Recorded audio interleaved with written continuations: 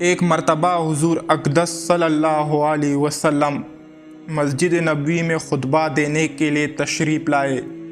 جس وقت منبر کی پہلی سیڑھی پر قدم رکھا اس وقت زبان سے آپ نے فرمایا آمین۔ پھر جب دوسری سیڑھی پر قدم رکھا اس وقت آپ نے فرمایا آمین۔ پھر جس وقت تیسری سیڑھی پر قدم رکھا پھر آپ نے فرمایا کہ آمین۔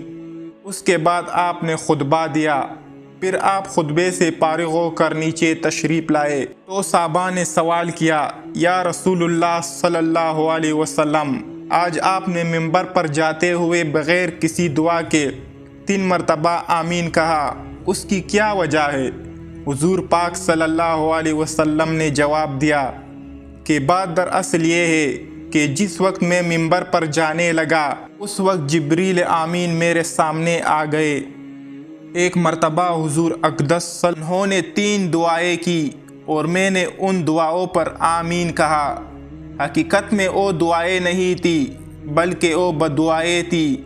ذرا آپ 1-2 منٹ کے لیے تصور کریں کہ مسجد نبوی جیسا مقدس مقام اور غالباً جمعے کا دن ہے اور خطبہ جمعہ کا وقت ہے جو دعا کی قبولیت کا وقت ہوتا ہے۔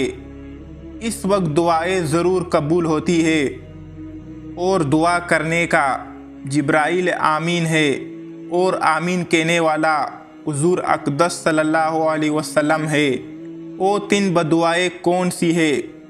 پہلی دعا حضرت جبریل آمین نے فرمایا کہ وہ شخص برباد ہو جائے جو اپنے والدین کو بڑھاپے کی حالت میں پائے اور پھر ان کی خدمت کر کے اپنے گناہوں کی مغفرت نہ کرائے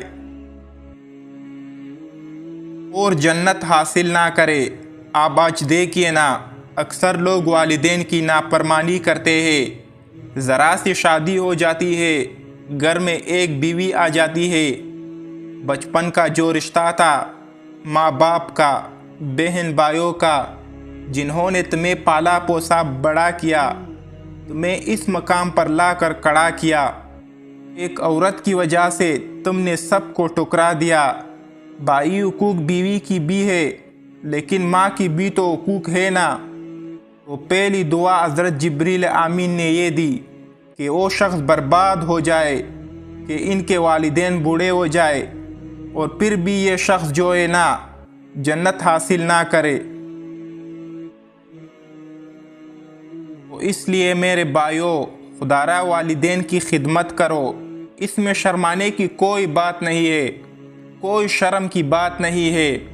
بندہ ہزاروں گناہ کرتا ہے، ڈانس کرتا ہے، کلب جاتا ہے، بے حیائی کے کام کرتا ہے، ان چیزوں میں اس بندے کو شرم نہیں آتی۔ ماں باپ کی خدمت میں شرم آتی ہے، یا مجھے شرم آتی ہے ماں باپ کی پیر دباؤں گا۔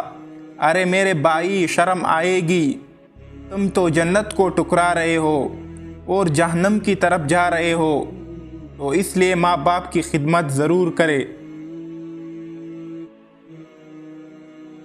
اور دوسری بدعا یہ دی کہ وہ شخص ہلاک ہو جائے جس پر رمضان کا پورا مہینہ گزر جائے، اس کے باوجود وہ اپنی گناہوں کی مغفرت نہ کرائے، کیونکہ رمضان آپ دیکھیں نا، ایک عشرہ رحمت کا ہے، ایک مغفرت کا ہے، ایک جہنم کی آزادی کے پروانے ہے۔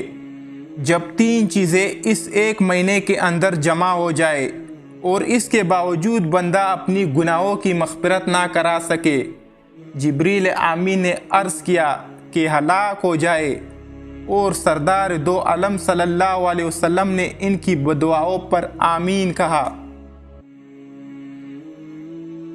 اور تیسری بدعا یہ دی کہ وہ شخص برباد ہو جائے، ہلاک ہو جائے کہ جس کے سامنے نبی کریم صلی اللہ علیہ وسلم کا نام آ جائے اور اس کے باوجود وہ نبی کریم صلی اللہ علیہ وسلم پر درود نہ بھیجے۔ لہٰذا میرے بھائیوں، جب بھی نبی کریم صلی اللہ علیہ وسلم کا نام آ جائے نا تو 1 مرتبہ کہہ دیا کرو۔ درود شریف پورا نہیں پڑھ سکتے تو کم سے کم صلی اللہ علیہ وسلم کہہ دیا کرو۔